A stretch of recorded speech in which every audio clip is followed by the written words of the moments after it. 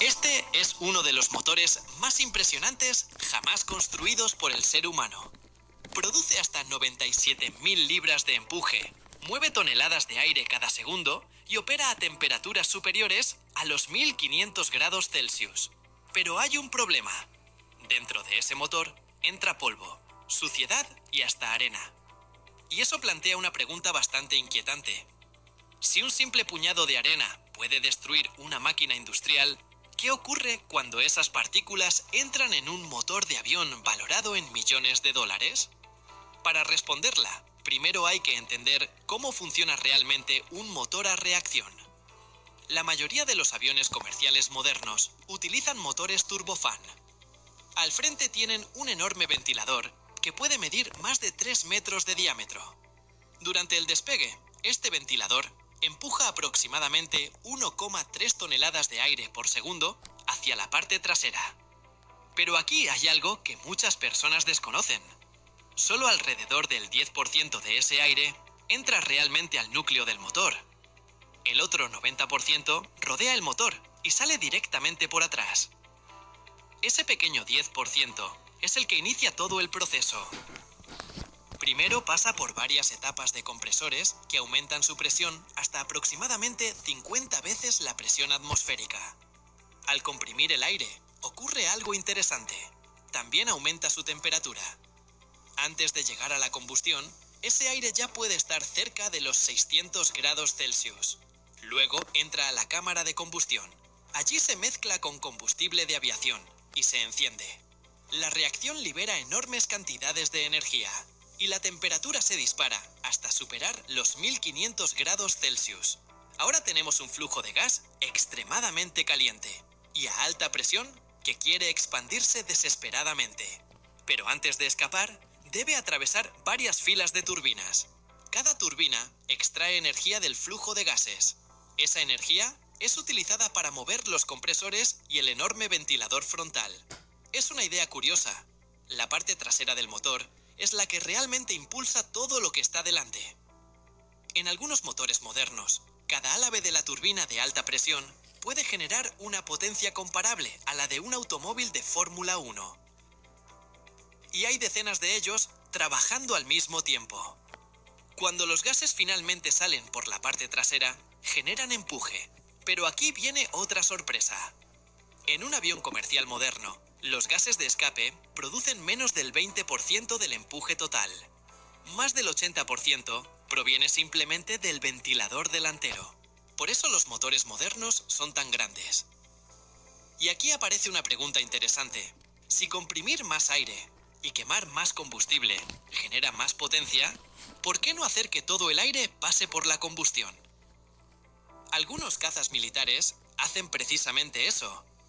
El problema es la eficiencia. Desde el punto de vista físico, es más eficiente mover una gran cantidad de aire ligeramente que mover poca cantidad de aire a velocidades extremas. Por eso los motores comerciales han evolucionado hacia ventiladores cada vez más grandes. Consumir menos combustible es una obsesión para cualquier aerolínea. Y existe una razón fundamental detrás de ello. Todo motor térmico depende de una diferencia de temperatura. A unos 35.000 pies de altura, el aire exterior puede encontrarse cerca de los menos 55 grados Celsius. Mientras tanto, dentro de la cámara de combustión, la temperatura supera los 1500 grados. Cuanto mayor sea esa diferencia, mayor será la eficiencia potencial del motor.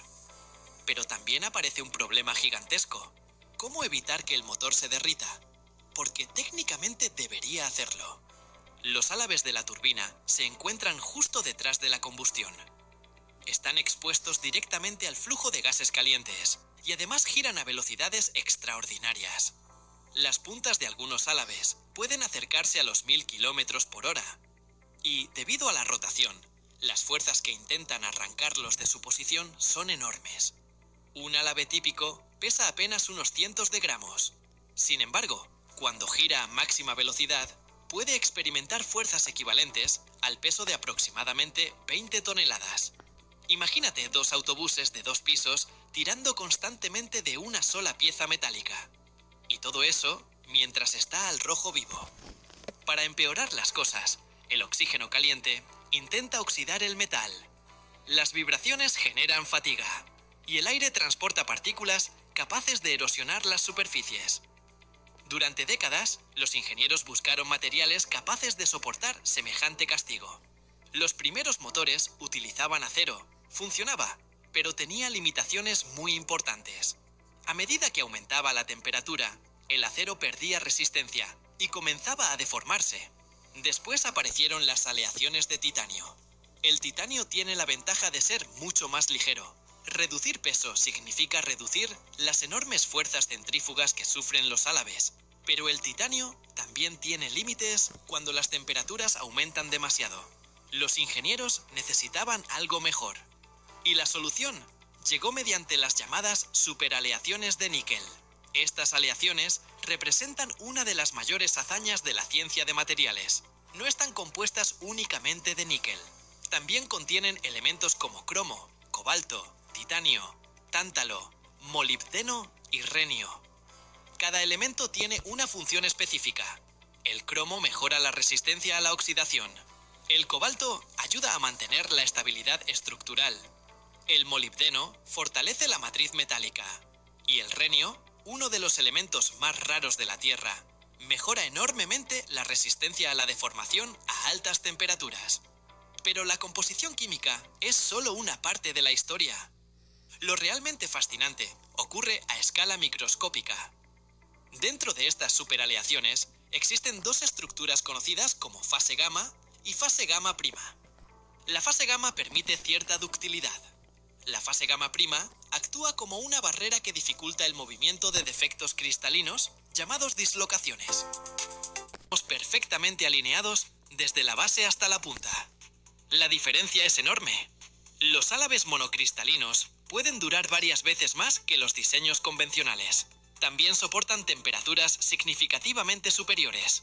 Y gracias a ellos, los motores modernos pueden permanecer en servicio durante decenas de miles de horas. Pero incluso así existe un detalle inquietante. Las temperaturas internas del motor siguen siendo superiores a las que la aleación puede soportar directamente. Entonces, ¿cómo evitan que se derritan? Bueno, la respuesta está escondida dentro del propio álabe.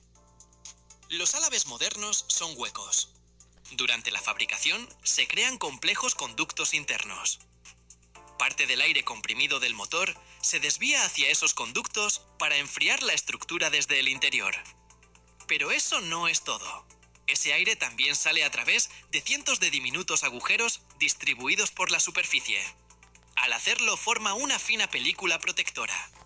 Esta película separa parcialmente el metal del flujo de gases extremadamente calientes. El sistema recibe el nombre de enfriamiento por película, y es una de las razones por las que los motores modernos pueden operar a temperaturas aparentemente imposibles. Luego se añade otra línea de defensa. Los álabes reciben recubrimientos especiales. Primero, una capa metálica resistente a la oxidación. Encima, una capa cerámica ultra resistente al calor. Aunque apenas tiene una fracción de milímetro de espesor, puede reducir la temperatura del metal entre 100 y 170 grados Celsius. Y es precisamente aquí donde entra en escena nuestro enemigo principal, la arena. Pero antes de hablar de la parte más importante del video, primero dale like y suscríbete para que no te pierdas ni un solo detalle de este video. Pues muchas personas creen que a gran altitud el aire está completamente limpio. No es así. La atmósfera contiene polvo mineral, partículas microscópicas y, en determinadas regiones, arena transportada por corrientes de aire. Incluso las cenizas volcánicas representan una amenaza similar. Cada vez que un motor aspira aire, también absorbe pequeñas cantidades de estas partículas. Al principio parece insignificante, pero cuando hablamos de motores que procesan toneladas de aire por segundo durante miles de horas, las consecuencias empiezan a acumularse. Cuando la arena llega a la sección caliente del motor, ocurre algo peligroso. Las partículas se derriten. Y una vez fundidas, comienzan a adherirse a las superficies internas. Poco a poco, pueden cubrir los recubrimientos cerámicos. También pueden penetrar en los sistemas de enfriamiento. Y aquí es donde la situación se vuelve realmente seria.